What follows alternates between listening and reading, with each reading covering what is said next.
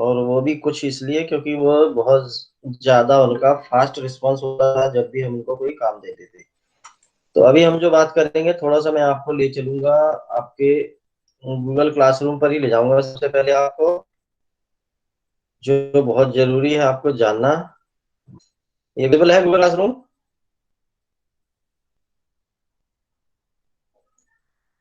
ये Google classroom दिख रहा है आपको? Yes sir. Okay good. तो अभी जो हम चर्चा करेंगे, देखिए अभी मैंने जो है, आप अगर हम क्लास वर्क में चलते हैं तो last week I had given one assignment to you, जिसका नाम यहाँ पर दिख रहा है virtual library link visit and upload. इसमें दिया है कि इसमें आपने जो है दो किताबों को अपलोड करके इसमें आपने डालना था। यहाँ पर 69 बच्चों को ये वर्क असाइन दिखा रहा है, लेकिन अभी तक किसी भी बच्चे ने ये दो बुक्स जो है अभी तक इसमें अपलोड नहीं की है। अगर हम इसको तो प्रॉपरली व्यू असाइनमेंट करें तो हम देखेंगे कंप्लीट असाइनमेंट आपके सामने आएगा। यहाँ पर ये दिख रहा है, यहाँ पर कोई भी बच्चे ने, किसी ने भी अभी तक सबमिट नहीं किया है। इसकी इंस्ट्रक्शंस अगर आप पढ़ना चाहें तो पढ़ सकते हैं। मैं इंस्ट्रक्शंस पे क्लिक कर रहा हूँ। ये है virtual library link visit and upload to books downloaded by you. तो ये जो है असाइनमेंट आपको दिया गया था, it was given on 13 April, but nobody has taken initiative so far. तो यानी किसी भी बच्चे ने अभी तक सबमिट नहीं किया है। तो ये तो एक जो है पिछले वीक का है, इसको आप अगर कंप्लीट करते हैं तो हम आगे और बात करेंगे। नेक्स्ट जो है, आज ही मॉर्निंग में आपको एक क्लास वर्क दिया गया है। आज मॉर्निंग में तो नहीं, ये दिया है मैंने। The next one is mention 5 important tips. इसको भी 69 बच्चों को असाइन हुआ है जो अभी मेरे पास एनरोल हैं। अभी बाकी के बारे में मुझे कुछ खबर नहीं है। इसमें से कुछ टीसी वाले बच्चे मैंने निकाल दिए थे। व्यू असाइनमेंट पे हम चलते हैं। एक तो आपको पूरा असाइनमेंट आपके सामने होना चाहिए, जब भी आप पढ़ें तो इंस्ट्रक्शन पर क्लिक जरूर करें। This will show you the complete instructions. ये लिख रहा है mention 5 important study tips, follow the given link. यानी नीचे जो ये लिंक दिया है, आपने इस पर क्लिक करने के बाद you have to go to the concern article where you have to find out the best 5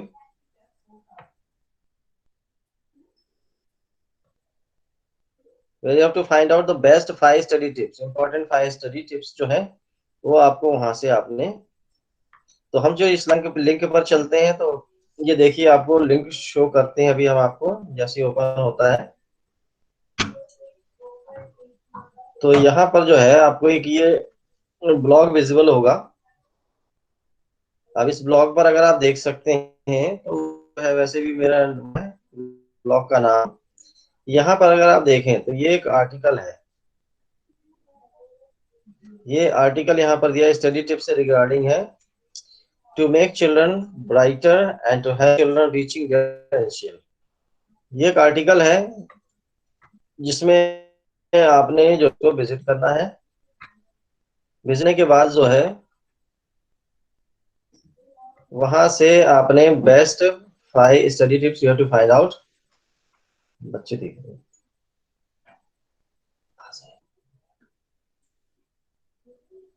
तो यहाँ पर जाके आपने करना क्या है कि आपने उस आर्टिकल को थोड़ा सा पढ़ना है, कोशिश करना है, and you have to find out the. इसमें से आपने रीड आउट क्या करना है, जो मेजर पॉइंट्स हैं। When you drag this page you will find some points there. ये लिखा है, जैसे लिखा है कि have a routine time table for your study and other task. यानी कहने का मतलब है कि आपको अपनी पढ़ाई और उसके अलावा भी जो दूसरे आपके काम हैं, जैसे मान लीजिए आपको खेलना है या आपको टीवी देखना है, तो अगर इस तरीके के कोई अगर आपके टास्क है तो सबसे पहले तो you have to note down the task, और उसके बाद जो है you have to plan accordingly. उसका एक आपने घर में एक टाइम टेबल बनाना है। अभी तक मुझे कोई बच्चा जवाब देगा तो जवाब देंगे, अनुराग जी जवाब देंगे कि कभी आपने कोई टाइम टेबल बनाया है, डेली टाइम टेबल आपके स्टडी का? अनुराग? अच्छा अनुराग जी हाँ विजिबल विजिबल है लेकिन नहीं है। नंदिनी आप कुछ कहेंगे?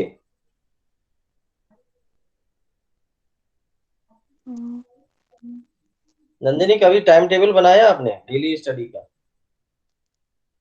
Yes, sir. नहीं बनाया है? Yes, क्या sir. क्या चीजें इंक्लूड करते हैं, क्या क्या चीजें इंक्लूड करते हैं हम टाइम टेबल में? Oh, any idea? अच्छा चलिए, जानिस्टा कुछ बताएंगे?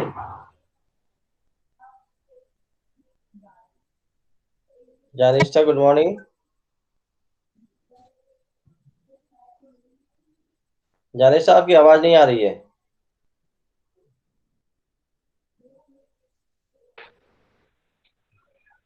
हाँ जी अब आ गई है। Yes sir. तो सर मैं मैंने ये पूछ रहा बनाया। था कि बनाया है, तो आपने क्या क्या टास्क रखे हैं उस टाइम टेबल में? सर पहले तो कि मुझे कितने बजे सोना है। आपका वॉइस बीच बीच में कट रहा है। बोलिए।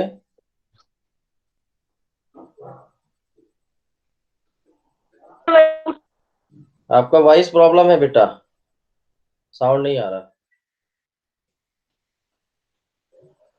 आप एग्जैक्ट सही लोकेशन पर नहीं है, आपको विंडो के पास होना चाहिए। तो सर अब चलिए मेरा हम, पूरा नेट है, अब आपको आ रही है आवाज? हाँ अब आई है देवी जी, अब आई आवाज आप।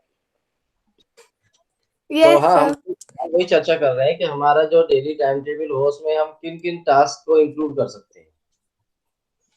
सर पहले तो सर की मॉर्निंग में हमें कितने बजे उठना है, हम्म। और सर पढ़ने का क्या टाइम टेबल बनाना है, और okay. Study time table sir, yes sir, कि कौन कौन से सब्जेक्ट सवेरे उठ के पढ़ना चाहिए जो हमें ठीक है। जल्दी लर्न हो जाए। ओके। आगे। ब्रेकफास्ट कितने बजे कितने बजे करना है। हम्म। उसके बाद हमें और कौन से सब्जेक्ट पढ़ने हैं, फिर लंच कितने बजे करना चाहिए, फिर ठीक है। गेम। गेम्स। ठीक है। आपका वॉइस बार बार, आपका थोड़ा सा नेट परेशान कर रहा है आपको। तो वैसे बहुत बढ़िया आपने बताया है, अभी जो हम इसी विषय पे हम चर्चा कर रहे हैं। तो have a routine time table में मतलब ये है कि स्टडी तो आपका सबसे जो है इम्पोर्टेंट कंटेंट है कि आपको अपने स्टडी पर फोकस करके ही टाइम टेबल बनाना है। और जो अदर टास्क की हम यहाँ पर बात करते हैं, अदर टास्क में आपका आता है कि अगर आप अर्ली मॉर्निंग उठ रहे हैं तो क्या आप अपने फिजिक के लिए, अपनी बॉडी के लिए कोई योगा करते हैं या कोई एक्सरसाइज करते हैं, तो उसके लिए क्या टाइम होगा और कितना समय है आप उसके ऊपर डिवोट करेंगे। उसी तरीके से अगर हम बात करते हैं कि मान लीजिए मुझे अपने आप को एंटरटेन करना है, तो क्या मैं कोई स्टोरी बुक पढूं या कोई कॉमिक बुक पढूं या मैं कोई ऑडियो बुक सुनूं या मैं टीवी देखूं, और टीवी पर भी देखूं तो क्या मैं गेम्स देखकर अपने आप को एंटरटेन कर सकता हूं, या कोई और भी तरीके हैं, या मैं शाम को बैडमिंटन खेल लूं। तो ये अदर टास्क भी जो है ये भी बहुत जरूरी है, यानी पढ़ाई के साथ साथ अगर आपको अपनी बॉडी को फिट रखना है, मेंटली और फिजिकली दोनों तरीके से आपको स्टेबल होना है, तो ये सारे कंटेंट्स को आप अपने टाइम टेबल का एक हिस्सा बना लें। ये कि जो नेक्स्ट पॉइंट है इस पर जो हम बात कर रहे हैं, be sure that there are fewer distractions. यानी जब आप कोई काम कर रहे हैं तो उस दौरान आपको ऐसा ना लगे कि जो किसी चीज को जो मैं कर रहा हूँ उस पर मैं फोकस नहीं कर पा रहा हूँ। यानी कि या तो घर में कोई टीवी जोर जोर तेज आवाज में सुन रहा है, देख रहा है, या कोई घर में तेज साउंड बजा रहा है जिससे मेरी पढ़ाई में या जो भी मैं टास्क कर रहा हूँ उसमें मुझे अट्रैक्शन की बजाय डिस्ट्रैक्शन हो रहा है, यानी मैं उसको एंजॉय नहीं कर पा रहा हूँ। तो अगर ऐसी स्थिति है, और इसमें एक और चीज का सबसे बड़ा आजकल रोल है वो है मोबाइल, कि क्या आपके मोबाइल पर आपके दोस्तों के बहुत ज्यादा फोन आते हैं, और स्पेशली उस आवर में आते हैं जिस आवर में आप स्टडी कर रहे हैं। तो उस स्थिति में आपको अपने मोबाइल को साइलेंट जोन में डालने के बाद जो है उसको अपने पास ना रखें तो ज्यादा बेहतर है, कहीं और उसको शिफ्ट करें। B sure that you feel fit and fine. यानी कहने का मतलब जो अभी मैंने चर्चा की थी आपसे कि अर्ली मॉर्निंग में आप एक्सरसाइज करते हैं या नहीं करते हैं, योगा करते हैं या नहीं करते हैं। तो अगर आप ऐसा करते हैं इसका मतलब है कि आप अपने आप को फिट और फाइन रख रहे हैं, और यदि आप फिजिकली और मेंटली अगर फिट एंड फाइन है, इसका मतलब है कि आपका पढ़ने में मन भी लगेगा और साथ ही जो भी आप पढ़ेंगे उसको आप ग्रास्प कर पाएंगे, उसको जल्दी सीख पाएंगे। Frequency in regular work and study, यानी जो भी आपको काम मिलता है, चाहे वो होमवर्क मिलता हो या कुछ और मिलता हो, उसमें फ्रीक्वेंसी रखना है। ये नहीं कि मैंने आज टाइम टेबल बना लिया, एक हफ्ते पढ़ाई कर ली, उसके बाद सोचा चलो थोड़ा 2 दिन और 2 दिन रेस्ट मार लेते हैं, फिर उसके बाद फिर टाइम टेबल को फॉलो करेंगे। तो ये हो जाएगा आपका कि जो आपकी जो फ्रीक्वेंसी है उसमें एक ब्रेक आ जाएगा। और जब फ्रीक्वेंसी में ब्रेक आता है तो प्रॉब्लम ये आती है कि आपकी एक रेगुलर हैबिट नहीं बन पाती। तो आलस नहीं करना है, जो टाइम टेबल बनाया है बी पंक्चुअल, उसको फॉलो करें आप, और उसके अकॉर्डिंगली जो है आप एक्ट करें, चाहे आपका स्टडी से रिलेटेड एक्ट हो, चाहे आपको खुद को एंटरटेन करना हो। अपने आप को ऑर्गेनाइज करें। ऑर्गेनाइज करने का मतलब ये होता है कि जैसे मान लीजिए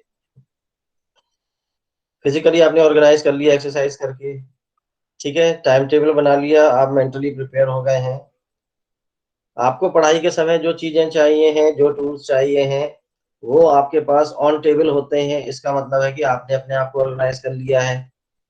आप समय पर अपने आप को एंटरटेन कर रहे हैं, उससे ज्यादा एंटरटेन करने के लिए अपना समय वेस्ट नहीं कर रहे हैं, इसका मतलब है कि आप ऑर्गेनाइज हैं। आप अपने पेरेंट्स की जो इंस्ट्रक्शंस है उनको फॉलो करते हैं, अपने टीचर्स की इंस्ट्रक्शंस को फॉलो कर रहे हैं, इसका मतलब है कि आप ऑर्गेनाइज हैं। तो अपने आप को ऑर्गेनाइज करने के लिए सारी जो आपका जो डिफरेंट स्फेयर है आपके चारों ओर के, जो उनमें आप जो है एक अच्छा कॉम्बिनेशन बना के अगर आप चलते हैं तो इसका मतलब है कि आप ऑर्गेनाइज हैं। तो ये बहुत जरूरी है। कई बार क्या होता है कि नेक्स्ट पॉइंट क्या कहता है, if no homework what next. तो इसमें मैं पूछना चाहूंगा किसी बच्चे से, काव्यांशी कौन है, ये काव्यांशी शर्मा।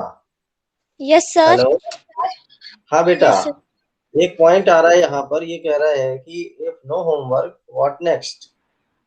सर हमें याद करना चाहिए, जो हमारा जिस चीज का टेस्ट होने वाला है हमें उस चीज का लर्न करना चाहिए, और हमें सब कुछ आना, चैप्टर वगैरह सारे लर्न होने चाहिए वन जितने भी हाँ कर कहने सकते का, हैं। हाँ कहने का मतलब यही है कि जब आप कोई टाइम टेबल बना रहे हैं और मान लीजिए किसी दिन आपको किसी सब्जेक्ट में कोई होमवर्क नहीं मिला, तब आपके पास टाइम टेबल में कुछ प्लानिंग होनी चाहिए कि जो होमवर्क का टाइम मैंने होमवर्क टाइम के लिए डिवोट किया है, अगर उस दिन होमवर्क नहीं है तो उस समय का मैं बेहतर तरीके से किसी दूसरे कार्य में कैसे प्रयोग कर सकती हूँ, उसको यूटिलाइज कर सकती हूँ। तो इसके ऊपर आपका थोड़ा फोकस होना चाहिए, ये बहुत जरूरी है। क्योंकि अगर मान लीजिए आपका होमवर्क नहीं है और आपने कुछ और नेक्स्ट टास्क भी आपने फिक्स नहीं किया है, इसका मतलब है कि आपका वो जो टाइम है आपका वो वेस्ट हो जाएगा। नेक्स्ट है पेरेंट्स के लिए है B relaxed and understand your child, यानी पेरेंट्स के लिए है कि वो थोड़ा सा रिलैक्स रहें और अपने बच्चे को समझें। लेकिन ये कब होगा, ये कब होगा, जब बच्चे पॉजिटिव वे में जो है अपना रिस्पांस देंगे, मतलब वो एक टाइम टेबल बनाएंगे, उस टाइम टेबल के हिसाब से सारे अपने घर के अपने जितने भी काम हैं, स्टडी और दूसरे टास्क हैं, सारे करेंगे। अगर वो ऐसा कर रहे हैं इसका मतलब कि पेरेंट्स तो रिलैक्स हो ही जाएंगे, ये इसमें कोई डाउट नहीं है। और वो बच्चों को समझें, बच्चों की प्रॉब्लम को समझें, यानी ये कि बच्चा जो है अपनी प्रॉब्लम पेरेंट्स को बताए कि मुझे पढ़ाई के दौरान मुझे क्या क्या चीजें की आवश्यकता हो सकती है। देखिए आज की डेट में गाइड बुक की तो जरूरत नहीं है, क्योंकि आपके सारे जितने चैप्टर्स हैं सब्जेक्ट वाइज, उसके सारे उन चैप्टर वाइज के सारे आंसर्स जो है आजकल इंटरनेट पर उपलब्ध हैं। तो अगर आप चाहें तो आप वहां से भी आप इंफॉर्मेशन पिक कर सकते हैं, और आप जो है एक्सपेंडिचर बुक्स के ऊपर जो है रेफरेंस बुक्स के ऊपर उसको आप बचा सकते हैं। एक तो ये तरीका है। लेकिन नाइन्थ क्लास से होता क्या है कि नाइन्थ क्लास में जब हम आ जाते हैं तो हमारे पास थोड़ी सी रेफरेंस बुक्स होनी चाहिए। जैसे हम बात करेंगे लक्ष्मी सिंह मंजीत सिंह की बात करें, साइंस में अगर हम देखते हैं, तो अगर हम उनकी किताबें अगर अपने पास रखते हैं तो हमारा साइंस जो है बहुत हेल्दी हो जाता है। बच्चे मैथ्स पढ़ते हैं तो आर डी शर्मा से पढ़ते हैं, जनरली मैंने देखा है। मैं यहाँ स्पेसिफिक नाम लेने की बात नहीं कर रहा हूँ, लेकिन जनरली बच्चे इन किताबों से पढ़ना चाहते हैं। तो आपके पास कुछ रेफरेंस कलेक्शन होना चाहिए जिसके लिए आप अपने पेरेंट्स को बताएं। अगर मान लीजिए आपको ग्रामर में लगता है कि मुझे ग्रामर के लिए कोई किताब पर्टिकुलर किताब चाहिए, तो वो आप अपने पेरेंट्स को कन्वे करें, तो वो आपको सारी चीजें प्रोवाइड करेंगे। जब पेरेंट्स आपको चीजें प्रोवाइड कर रहे हैं, इसका मतलब है कि एक अच्छा सिनेरियो पढ़ाई का आपके घर में तैयार हो रहा है, जिससे पेरेंट्स भी रिलैक्स हो जाएंगे। नेक्स्ट है आपका motivate the children for study and create their study habit for ever. ये पेरेंट्स के लिए है। जिन घरों में एक बार कल्चर बन जाता है पढ़ाई का, वहाँ बच्चे फिर अपने आप सारा मैनेज कर लेते हैं। एक जो मैं बताना चाहूंगा, ये बहुत इंपॉर्टेंट पॉइंट है आपके लिए। ये कहता है study in short but frequent sessions. कहने का मतलब ये है कि आपको ऐसा नहीं करना है कि जब you are sitting for 4 hours और 5 hours continuously. No, study in short. Short मतलब शॉर्ट ड्यूरेशन के आपको अपने टाइम टेबल में प्रोविजन करना है। मान लीजिए जैसे कि आप हिंदी पढ़ रहे हैं, तो हिंदी में चूंकि हिंदी आपकी तो मदर लैंग्वेज है, तो उसमें आप कम टाइम डिवोट कर सकते हैं। छोटा सा सेशन रखिए उसका। मैथ्स का सेशन थोड़ा सा लंबा हो सकता है, हिंदी से थोड़ा सा ज्यादा लंबा हो सकता है आपका इंग्लिश का। ठीक है। उसी तरीके से साइंस और सोशल स्टडी या दूसरे जो सब्जेक्ट्स हैं उनको आप मैनेज करेंगे। तो फ्रीक्वेंट सेशंस रखना है, यानी थोड़े थोड़े समय के अंतराल पे आप अपने आप को एंटरटेन भी करें, रिफ्रेश भी करें, और छोटे छोटे सेशंस में आप पढ़ाई करें, जिससे आप ओवरलोडेड नहीं होंगे और जो आप पढ़ेंगे उसको आप रिकॉल कर पाएंगे। और यहाँ पर मैं एक और सलाह देना चाहूंगा आपको इस पॉइंट में, कि जब भी हम फ्रीक्वेंट सेशंस लेते हैं, तो जब भी हम फ्रीक्वेंट सेशन लेते हैं तो उस फ्रीक्वेंट सेशन के दौरान आपने करना क्या है कि जब आपका सेशन खत्म हो जाता है, तो सेशन खत्म होने के बाद आपको 2 मिनट के लिए, 2.5 मिनट के लिए आंखें बंद करके बैठना है, और आपको अपने माइंड में रिकॉल करना है कि मैंने जो अभी पढ़ा है पिछले 1 घंटे में या 1.5 घंटे में, उसमें मैंने क्या क्या पढ़ा। तो उसको आप रिकॉल करेंगे तो वो जो है आपका एक रिवीजन हो जाएगा, इमीडिएट रिवीजन हो जाता है। उसमें मेजर मेजर हेडिंग्स को भी अगर आप रिकॉल करते हैं कि मैंने अभी क्या पढ़ा है, तो उससे आपका जो है मेमोरी जो है इंक्रीजिंग हो जाता है, आपको बहुत फायदा होता है। ये एक थोड़ी सी हैबिट आपको डालनी पड़ेगी। Honour your emotions and feelings, तो ये आप आपको अपने अपने पेरेंट्स के साथ, अपने सिबलिंग्स के साथ शेयर करना है। और जो भी आपके अंदर पॉजिटिव है उसको आप शेयर करें, सोसाइटी में भी आप शेयर कर सकते हैं। अगर आपको सोशल वर्क अच्छा लगता है तो आप घर के आसपास कोई मंदिर में सोशल वर्क कर सकते हैं, नियर बाय सोसाइटी में कर सकते हैं, लोगों को गाइड कर सकते हैं। किसी से बात करना आपको अच्छा लगता है तो उससे बात करिए। ठीक है ना। तो ये अपने इमोशंस को दबाना नहीं है, अपनी फीलिंग्स को दबाना नहीं है, उनको शेयर करना है। ये मैंने जो अभी पॉइंट बताया था, revise and review the same study content. कहने का मतलब ये है कि आप जो भी पढ़ रहे हैं उसका रिवीजन होना अनिवार्य है। ऐसा नहीं मैंने पढ़ लिया उसके बाद रिवीजन नहीं हो रहा है, तो वो कंटेंट कुछ समय के लिए आपके माइंड से वॉश आउट हो जाएगा। फिर उसको बाद में जब एग्जाम आएगा फिर आप भागोगे, फिर दौड़ोगे, फिर रिवाइज करने की कोशिश करोगे। तो बीच बीच में रिवीजन होते रहना चाहिए। Use aggregation as multi-approach study tool. This is very important that during studying any content, one should refer additional resources to understand the concept and try to correlate the same content with additional information. कहने का मतलब ये है कि मान लीजिए आप science का कोई टॉपिक पढ़ रहे हैं, तो टेक्स्ट बुक के अलावा आपके आसपास इन एनी फॉर्म कोई और भी सोर्सेस आपके पास होना चाहिए, जिसमें आप मान लीजिए अगर उसमें आप मोशन पढ़ रहे हैं, तो वो मोशन को समझाने के लिए टेक्स्ट बुक के अलावा आपके पास क्या रिसोर्सेस हैं। तो वो रिसोर्सेज में ये भी हो सकता है कि आपके पास मोबाइल में कोई मोशन से रिलेटेड कोई वीडियो हो, ठीक है, या कोई एडिशनल किसी और राइटर की कोई अच्छी सी किताब है जिससे आप मोशन के बारे में ज्यादा बेहतर से समझ सकते हैं। तो इस तरीके के टूल्स की आपको व्यवस्था करना है, ये आपको बहुत ज्यादा हेल्प करेगा। नेक्स्ट कहता है prepare your study environment in near by surroundings. अब इसका मतलब ये होता है कि एक तो आप सबसे पहले तो नियर बाय सराउंडिंग में आपका घर ही आता है सबसे पहले। यानी आपके घर में एक बहुत अच्छा एनवायरनमेंट स्टडी का होना चाहिए, जहाँ पर बड़ी दीदी या बड़ी भैया जो हैं वो अपनी छोटी बहन या छोटे भाई की हेल्प कर पाए। एक ऐसा भी एटमॉस्फेयर होना चाहिए। पेरेंट्स हेल्प कर पा रहे हैं, अगर वो सक्षम है तो बहुत अच्छी बात है, और वो सक्षम नहीं है तो आप अपने ब्रदर सिस्टर का इस्तेमाल कर सकते हैं, आप उनसे हेल्प ले सकते हैं। तो एक अच्छा एनवायरनमेंट घर के अंदर पढ़ाई का होना चाहिए। और अगर मान लीजिए घर में ऐसी स्थितियां नहीं बन रही हैं, कहीं कहीं क्या होता है एक ही बच्चा है, उसके साथ कोई और दूसरा नहीं है घर में, तो वो अपने नियर बाय सराउंडिंग्स में से कोई अगर उसका फ्रेंड है, जो अच्छा दोस्त हम जिसको बोलते हैं, अगर वो उसके साथ ग्रुप स्टडी करता है बैठ के, तो भी एक अच्छा हेल्दी एनवायरनमेंट जो है वहां पर क्रिएट कर सकते हैं। नेक्स्ट लिख रहे हैं respect brain feed, complete the task priority basis, forgetting things is normal. यानी चीजों को भूलना तो ये तो कॉमन है, नॉर्मल है, इसको ज्यादा टेंशन नहीं लेना है। और करना क्या है कि जो भी हमने काम करना है उसको प्रायोरिटी बेस पे करना है। मान लीजिए मेरा 4 दिन बाद इंग्लिश का टेस्ट है, तो मुझे इंग्लिश के टेस्ट के ऊपर फोकस करना है। ऐसा नहीं करना है कि मुझे इंग्लिश के टेस्ट को इग्नोर करते हुए मैं मैथ्स की तैयारी करने बैठ जाऊँ। अगर आप ऐसा करते हैं तो इसका मतलब है कि आप अपना टाइम वेस्ट कर रहे हैं। क्रिएट अ स्टडी रूटीन वो जब भी बनेगा जब आपके पास टाइम टेबल होगा। सेट रीजनेबल गोल, ये सबसे इम्पोर्टेंट टॉप पॉइंट है। सेट रीजनेबल गोल, इसके बारे में हम पूछ लें किसी से। भव्य कुछ कहना चाहेंगे इस बारे में? भव्य उपस्थित है यहाँ कि मोबाइल को ऑन करके छोड़ दिया है? आप यहाँ हैं। सेट रीजनेबल गोल्स का क्या मतलब है, कुछ जानते हैं? सर रीजनेबल गोल्स का मतलब है कि हमको अपने जो बड़े होके हम क्या बनना चाहते हैं उसकी तैयारी हमको बचपन से ही करनी चाहिए।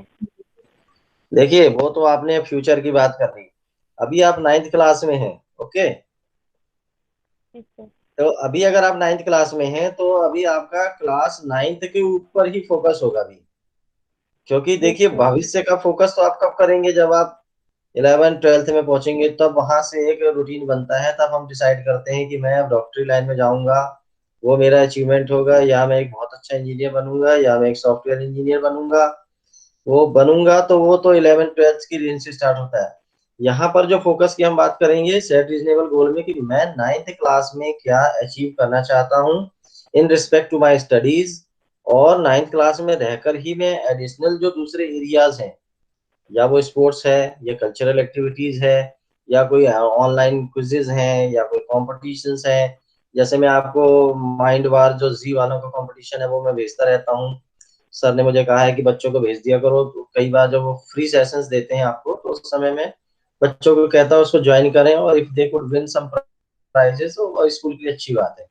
तो हम यहाँ पर उन चीजों को अभी फोकस करेंगे। 9th क्लास में हम आगे की उतनी लंबी अभी नहीं सोचेंगे, ठीक है।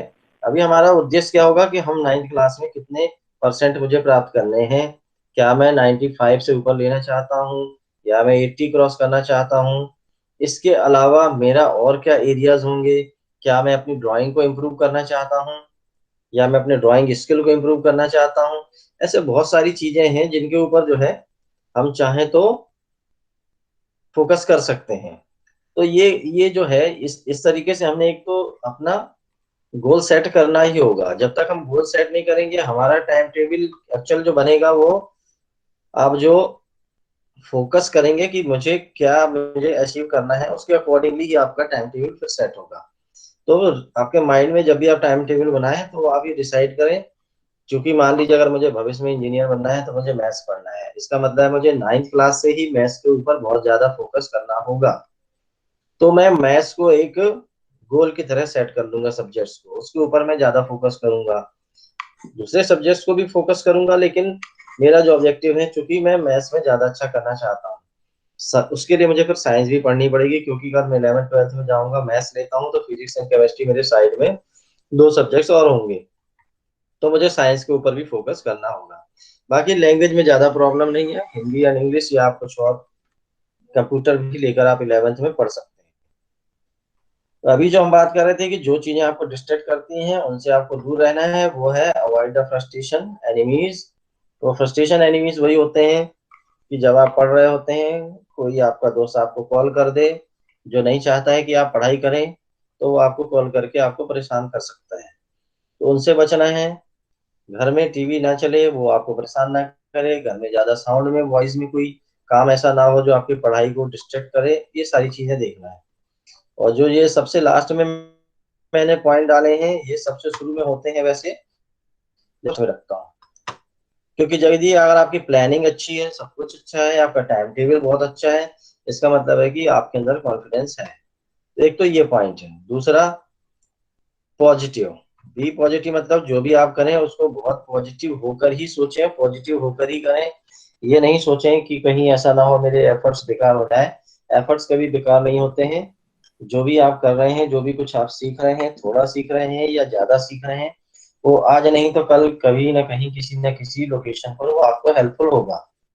तो these are some of the points which I wanted to convey to you. अब अगर आप देखें तो हमारा जो इस पर जो बेस्ड जो हमारा गूगल क्लासरूम पर अगर हम चलते हैं तो मैं यहाँ पर दिखाऊंगा आपको। हमने यहाँ पर इसका असाइनमेंट आपको दिया हुआ है। इतने सारे हमने पॉइंट्स डिस्कस कर लिए हैं। इसमें से any 5 you have to mention in Google classroom. जहां पर आपको आपका असाइनमेंट दिया गया है वहां पर आपने उसी सेक्शन में, क्लास वर्क सेक्शन में ही आपने इनका आंसर डालना है। गूगल क्लासरूम के होम पेज पर आप नहीं डालेंगे, ये कोशिश करें, क्योंकि प्रॉब्लम इसी से होती है। यहाँ पर लिखा है मेंशन 5 इंपॉर्टेंट स्टडी टिप्स। हमने बात करी, करीब 10 से 15 पॉइंट्स के बारे में बात करी है। इसका जवाब आप यहीं पर डालेंगे। और मैं आपसे गुजारिश एक और करूंगा कि जनरली जो गलती होती है थोड़ी सी, दिखा रहा हूँ अभी। तो जो मैं डाल रहा हूँ क्विजेस वो सिंपली डायरेक्ट डाल रहा हूँ, इसीलिए उसमें कोई दिक्कत नहीं है। अभी आप होम पेज पर, जैसे यहाँ इन्होंने वेदांत जी ने सबमिट किया है, इस तरीके से आप सबमिट कर सकते हैं। लेकिन आपने करना क्या है, जब मैं क्लास वर्क में अगर कोई क्विज डालता हूँ तो उसको क्लास वर्क सेक्शन में ही जाके आप वहां पर उस कंटेंट को डालेंगे, क्योंकि जो भी हम क्लास वर्क में आपको काम देंगे वो 100 पॉइंट्स का होगा। उसमें से आपका काम देखने के बाद अगर मान लीजिए आपने स्टडी टिप्स 4 लिखे, 5 नहीं लिखे, तो आपको 80 पॉइंट्स मिलेंगे। अगर आप 5 पॉइंट लिखते हैं तो आपको 100 मिलेंगे, अगर आप 2 लिखते हैं तो 40 पॉइंट्स मिलेंगे आउट ऑफ 100। तो ये तरीका है। इसी से जो है हम फिर डिसाइड करते हैं कि कौन बच्चे बहुत अच्छा कर रहे हैं, कौन बच्चे अच्छा नहीं कर रहे हैं, कौन बच्चे अच्छे कैसे रिप्लाई देते हैं। अब देखिए मैंने जानिस्टा को रिमार्क दिया, जानिस्टा ने मुझे थैंक यू बोला है। बहुत से बच्चों को हम कमेंट देते हैं लेकिन बच्चे जो है उसका पलट के जवाब नहीं देते। और दूसरी बात, आपको एक दूसरे के जो है का भी सम्मान करना है। एक दूसरे को भी आप कमेंट्स कर सकते हैं। जैसे मान लीजिए हम मयंक ने बहुत अच्छा काम किया, इसने क्विज में अच्छे नंबर लिए, तो आप इसमें यहाँ पे कॉन्ग्रेचुलेशन कर सकते हैं। तो ये एक पॉजिटिव है। अगर आप ये भावना बनाए रखेंगे तो ये बहुत अच्छा होगा, ज्यादा बेहतर होगा। ठीक है। तो यहाँ पर जो है मेरा बताने का आज मकसद ये था, एक तो आपका टॉपिक हो गया स्टडी टिप्स, इसके ऊपर हमने चर्चा कर ली। दूसरा आपको हो गया कि आपको जो क्लास वर्क में जो असाइनमेंट मिलेगा आपको वहां पर ही, उस जगह पर, उस लोकेशन पर ही आपको अपना असाइनमेंट सबमिट करना है। तो आज का जो आपका असाइनमेंट है वो जाके आप क्लासरूम में, क्लास वर्क में दोनों असाइनमेंट आप कंप्लीट करेंगे। क्योंकि दो है, मतलब एक तो दो आपको किताबें डाउनलोड करने वाला मैंने दिया था, अभी उसके बारे में भी एक बार और चर्चा करते हैं। यह है वर्चुअल, यहाँ पर दिया हुआ है, इसमें हम जाएंगे। उसको भी आपको शो करता हूं मैं कि आपको कहाँ से, कौन से लिंक के बारे में हमने बताया है जहां से आपको किताबें डाउनलोड करना है। ये आपका लाइब्रेरी ब्लॉग है। ये यहाँ पर देखिए, ये है वर्चुअल लाइब्रेरी हुआ है। इस वर्चुअल लाइब्रेरी वाले लिंक पे आप क्लिक करने के बाद जहां जाएंगे वहां एक आपको डॉक्यूमेंट विजिबल होगा। उस डॉक्यूमेंट को आपने ओपन करना है। ये डॉक्यूमेंट आपको विजिबल हो रहा है गूगल ड्राइव पर। Yes sir.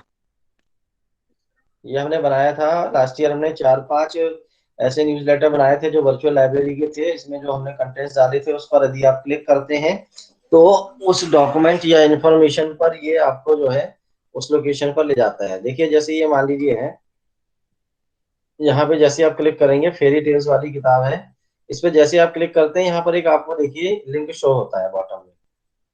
तो इसके ऊपर यदि आप क्लिक करेंगे तो ये फर्दर आपको उस जगह पर लेके जाएगा। मान लीजिए मैं यहाँ पर क्लिक करता हूँ,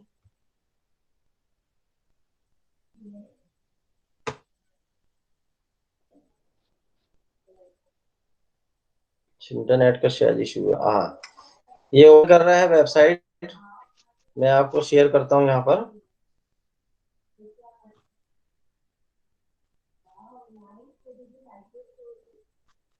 थोड़ा सा वेट करेंगे। देखिए एक पेज ओपन हो रहा है जो आपको डायरेक्ट पीडीएफ ड्राइव पर लेकर जा रहा है। पीडीएफ ड्राइव एक बहुत बड़ी वेबसाइट है, ये इसका नाम है पीडीएफ ड्राइव। इसमें बहुत सारे बच्चों ने लास्ट ईयर बहुत काफी काम किया है। अब देखिए जैसे उस बुक पे आपने क्लिक किया तो ये बुक आपके सामने यहाँ पर विजिबल हो रही है। अब इसमें करना है क्या है, उसमें मैंने आपको असाइनमेंट दिया कि 2 किताबें आपको डाउनलोड करके उसमें अपलोड करना है गूगल क्लासरूम पर। तो एक तो यही आ गई। अब आप इसमें यहाँ पर क्लिक करते हैं तो ये बुक जो है आपको यहाँ से डाउनलोड हो जाएगी। उससे पहले ये चेक करेगा कि ये बुक जो है किस जगह पर है, चेकिंग द रिमोट फाइल। तो ये चेक करेगा पहले, उसके बाद अगर इसको वहां किताब मिल जाती है तो ये आपको शो करेगा कि ये किताब अब आप डाउनलोड कर सकते हैं। अब देखिए यहाँ पर दिखा रहा है डाउनलोड पीडीएफ। इसमें 2 ऑप्शन होते हैं, एक पीडीएफ और एक ई पब्लिकेशन और मूवी दिखाता है, 3 होते हैं। लेकिन हमने करना है डाउनलोड पे, पीडीएफ में क्लिक करना है। और जैसे ही हम क्लिक करते हैं तो वो किताब जो है आपकी बॉटम में डाउनलोड, ये देख रहे हैं आप यहाँ नीचे जो है इस पेज पर ये किताब डाउनलोड हो रही है, ट्रेजरी ऑफ फेरी टेल्स। ये किताब आपको डाउनलोड होने के बाद आपको इसको गूगल क्लासरूम पर अपलोड कर देना है, बस इतना सा काम है। तो आपने इस तरीके से 2 किताबें जो है आप 2 किताबें आप अपलोड करेंगे। शेयर यस करता सर। हूँ दोबारा वर्चुअल लाइब्रेरी वाला। एक सेकंड, एक सेकंड।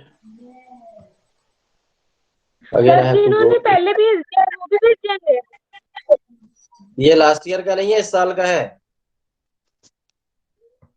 ये अभी का इस सेशन का असाइनमेंट है, लास्ट ईयर से कंपेयर नहीं करना है। Yes sir. ठीक है। Yes sir. हाँ, ये इस साल की एक्टिविटी है बेटा, इस साल की। और मंथली जो है, मैं आपको मंथली इस बार सजेस्ट किया है किसी ने कि मंथली ही बच्चों को जो है बेस्ट रीडर अवार्ड दिए जाएं। तो मंथली ही हम इस बार कोशिश करेंगे, ठीक है। ये जैसे मान यस लीजिए सर। ई बुक्स वाले पर मैंने जैसे क्लिक किया तो यहाँ पर आपको ये एक लिंक शो कर रहा है, 3 ई बुक्स फॉर किड्स। तो इस पर अगर आप क्लिक करेंगे तो ये आपको पर्टिकुलर लोकेशन पर लेके जाएगा। अगर यहाँ जैसे मान लीजिए ऊपर चिल्ड्रन बुक्स है, चिल्ड्रन बुक्स पे अगर आप क्लिक करेंगे तो ये भी एक लिंक शो करेगा। ऊपर ये शॉर्ट स्टोरीज है, उस पर आप क्लिक करेंगे तो ये लिंक शो करेगा। यानी यहाँ पर जो है हमने बहुत सारे, ये मैगजीन्स वाला है तो ये आपको मैगजीन्स पर लेके जाएगा। ये मैगजीन्स आप यहाँ से जाके डाउनलोड कर सकते हैं और फिर गूगल क्लासरूम पे अपलोड कर सकते हैं। ये बुक्स हमने डायरेक्ट ऑलरेडी डाली हुई हैं, आप यहाँ से भी देख सकते हैं। तो इनमें से जिस क्लिक किताब के ऊपर आप क्लिक करेंगे वहां से वो किताब आप पहले इस तरीके से क्लिक करेंगे सिंपल, उसके बाद ये आपको लिंक शो करेगा। फिर आपने पर्टिकुलर लोकेशन पे जाना है। एक चीज और मैं शो करना चाहूंगा, जो बच्चे थोड़ा सा अभी प्रॉपर एक्चुअल में यूटिलाइज नहीं कर पा रहे हैं हमारी लाइब्रेरी को, उनको मैं एक छोटा सा दिखा देता हूँ। मेरे पास अभी आपके लिए 2 मिनट है, जस्ट वेट। बहुत से बच्चों को अभी मैंने नोट किया था कि शायद उनको अभी हमारा जो लाइब्रेरी ब्लॉग है ना उसका शायद यूज भी नहीं आता है अभी। तो पहले मैं वाला स्टॉप कर रहा हूँ, फिर मैं दूसरा शेयर करूंगा टैब आपसे। दूसरे टैब में मैं आपसे शेयर करूंगा, एक सेकंड के लिए दिखाऊंगा, ज्यादा समय आपका नहीं लूंगा। देखिए ये आपका लाइब्रेरी ब्लॉग है। ये आपको चूंकि मैं लैपटॉप पे दिखा रहा हूँ इसलिए पूरा विजिबल है, लेकिन आप मोबाइल पे जब आप देखते हैं तो मोबाइल पे बॉटम में एक ऑप्शन आता है व्यू वेब वर्जन। तो वेब वर्जन होता है मतलब वेबसाइट वर्जन। अगर आप उस पर क्लिक करोगे तो आपको इस तरीके से दिखाएगा जिस तरीके से लैपटॉप पे शो हो रहा है। तो मैं जो दिखाना चाह रहा हूँ कि ये जो है सबसे ऊपर यहाँ पर जब आप वेब वर्जन देखेंगे तो उसके बाद यहाँ पर एक सर्च का ऑप्शन है साइड में। अगर आप यहाँ पर लिखते हैं वर्चुअल लाइब्रेरी, अगर यहाँ वर्चुअल लाइब्रेरी लिख के आप क्लिक करते हैं तो आपको जितने वर्चुअल लाइब्रेरी के हमने लास्ट ईयर जो हमने ब्रोशर या कहे न्यूज़लेटर बनाए थे वो आपको पर विजिबल हो जाएंगे। थोड़ा सा वेट करें, आपके 2-3 मिनट लेना है मुझे। तो ये देखिए यहाँ पर जैसे ही आप क्लिक करेंगे, ये देखिए हमने ये इश्यू 3 है, ये तीसरे नंबर का इश्यू हमने पब्लिश किया था। इस पे आप क्लिक करेंगे तो ये आपको शो करेगा। आप पीडीएफ भी इसका डाउनलोड कर सकते हैं, ये बॉटम में पीडीएफ है। पीडीएफ में भी अगर आप क्लिक करेंगे तो भी आपको ये पर्टिकुलर वेबसाइट पे आपको विजिट करा देगा। एक और है ये केवी सुबाथु लाइब्रेरी का हमने वर्चुअल लाइब्रेरी बनाया था, आप इसको भी देख सकते हैं। इसके अलावा हमने एक और ये वर्चुअल लाइब्रेरी बनाया था। एक है हमने राधा कृष्णन जी की जो किताबें हैं उनकी किताबों को लेकर हमने यहाँ पर एक ब्रोशर बनाया था, यह न्यूज लेटर है। तो ये आप 4 जो है ये कंटेंट्स हैं, इन चारों कंटेंट्स को आप विजिट करके जो है आप इस पे क्लिक करके आप पीडीएफ में या फिर डायरेक्ट गूगल ड्राइव में जाके क्लिक करके भी आप पीडीएफ में करते हैं तो पीडीएफ में भी इजी है। अच्छा ये तो यही शो कर रहे हैं।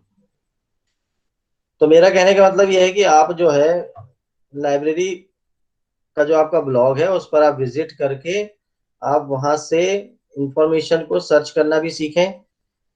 जो हमारी पुरानी जो मान लीजिए लाइब्रेरी एग्जीबिशन है, अगर आप वहां पे आप सर्च में लाइब्रेरी एग्जीबिशन लिखोगे तो भी लाइब्रेरी एग्जीबिशन आपके पास आ जाएगी।